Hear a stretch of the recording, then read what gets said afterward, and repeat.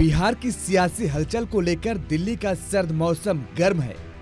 सूबे की महागठबंधन सरकार का नेतृत्व कर रही जनता दल यूनाइटेड की दिल्ली बैठक में वही हुआ जिसकी अटकलें पिछले कई दिनों से थी।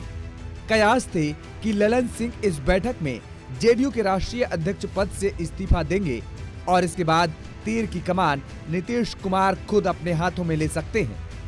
हुआ भी ठीक ऐसा ही। ललन सिंह की जेडीयू अध्यक्ष पद से छुट्टी हो गई है।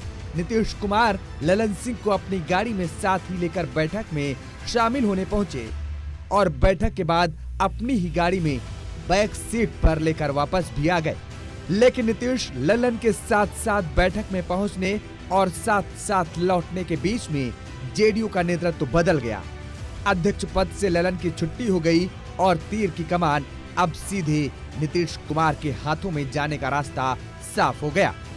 दरअसल जेडीयू की बैठक में ललन सिंह ने राष्ट्रीय अध्यक्ष पद से इस्तीफा दे दिया है। राष्ट्रीय अध्यक्ष पद से इस्तीफा मामले पर ललन सिंह ने कहा कि चुनाव में अपनी सक्रियता को देखते हुए मैं अध्यक्ष पद से इस्तीफा दे रहा हूं। मुझे अपने संसदीय क्षेत्र मुंगेर में समय देना है। ललन सिंह के मुताबिक उन्होंने नीतीश कुमार के कहने पर ही अध्यक्ष का पद स्वीकार किया था। अब चुनाव लड़ने के लिए लगातार बाहर रहना होगा, इसलिए मुख्यमंत्री से अनुरोध है कि वह जेडीयू अध्यक्ष पद स्वीकार करें।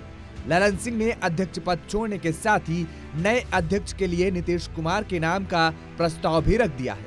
उन्होंने बैठक में अध्यक्ष पद के लिए नीतीश कुमार के नाम का प्रस्ताव रखा, जिसका अन्य नेताओं ने समर्थन किया। लेकिन अब एक बात यह भी समझने की जरूरत है कि जेडीयू की कमान नीतीश कुमार के हाथों जाने के मायने क्या है।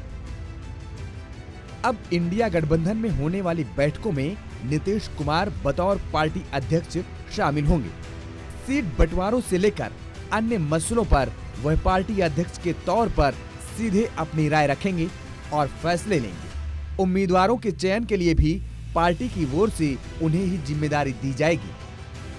अब हमें यह भी समझने की जरूरत है कि आखिर नीतीश कुमार को जेडीयू की कमान क्यों संभालनी पड़ी।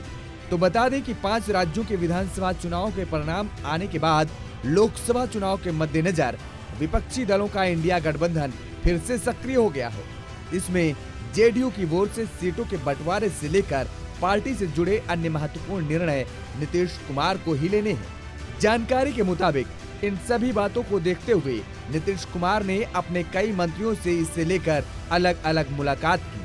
कहा जा रहा है कि इसमें नेताओं की ओर से उनसे पार्टी की बागडोर अपने हाथों में लेने का सुझाव दिया गया था। वैसे नीतीश कुमार की जो नाराजगी बताई जा रही है वो भी ललन सिंह के लिए कोई अच्छा संकेत नहीं थे। सियासी हलकों में जोर शोर से चर्चा थी कि ललन सिंह ने नीतीश को कई बड़े सपने दिखाने का काम किया था। उन्हें इंडिया गठबंधन में पीएम दावेदार बनाने का आश्वासन भी दिया था। इसे लेकर कोई आधिकारिक ऐलान नहीं हुआ, लेकिन माना गया कि मौन सहमति बनी थी।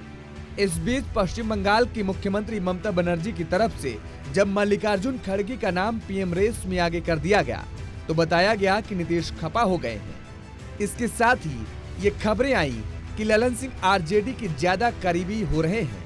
आगे चलकर वे कोई बड़ा खेल खेल सकते हैं। ये सारी बातें नीतीश कुमार के कानों तक भी पहुंच रही थी।